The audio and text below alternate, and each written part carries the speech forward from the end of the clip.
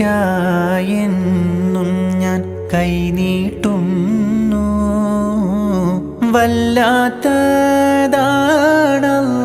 നിന്റെ ഖുദ്റത്ത്, വല്ലായ്മ നീക്കിത്തായി ലോകത്ത്.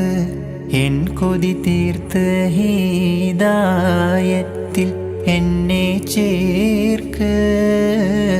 എല്ലാം പാടത്തുള്ള ഖല്ലാഖുടയോനെ,